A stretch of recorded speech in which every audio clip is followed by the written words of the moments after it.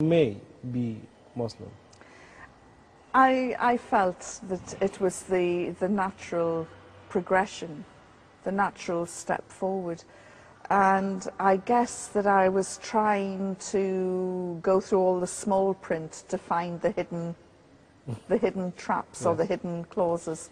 I couldn't find it. And people say it must have been a big leap of faith, but I said, you know, at the end of the day, I was praying to the same God. All the prophets were the same, with the exception of Muhammad, peace be upon him. So it wasn't a big leap of faith at all. I felt it was just a small step. Taking a rough diamond and polishing it to perfection. And that's what I felt Islam was. So for me, it was a better way of life, a more honest way of life, a cleaner way of living, and it just felt very right. Can you describe me the moment that you decided, in which you decided to be a Muslim? You remember it? It finally came on the 29th of June, a very rainy night in London, and the next day I was going to fly off to Qatar to work for Al Jazeera, and I just felt that that so many new things were happening in my life, and by this time I was praying like a Muslim. I was eating and behaving and dressing. The Muslim pray? Yes. Why? Again, it just felt as though I could connect more. As a Christian, you're encouraged to go to the church and use the priest as a conduit to God. As a Muslim, I just, you know, had that direct line. Yes. So everything felt right, and I rang some friends in Birmingham and I said, I want to do it, and I want to do it tomorrow, but I am flying off, so it will have to be in the morning.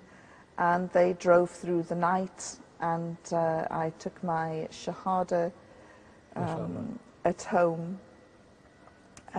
With the Muslim friends? Yes. Yes. Why you thought it's very important to make, it's just formality, why you thought it's very important to take Shahada?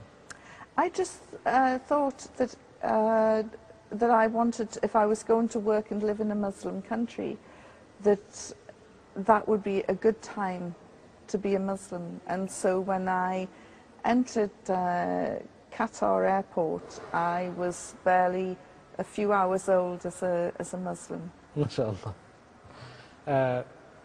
There's a lot of allegations against Islam that it is against the woman, and there is a lot of people saying that I can be a Muslim but I cannot wear hijab. There's a lot of things against women.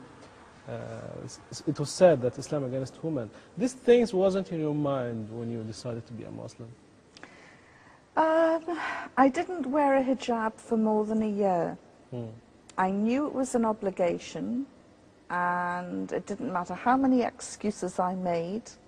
I knew that that it is an obligation, and I don't know any Muslim woman who has gone to perform Umrah or Hajj without her hijab, because she knows it's an obligation. And she might use an excuse, well, I'm living in the West now, or, well, I've got Western lifestyles, and maybe it'll be better if it's half off my head, or if it's, you know, they know it's an obligation, and it doesn't matter how many times they try and reinterpret what is in the Quran. It is there quite clearly that we should cover.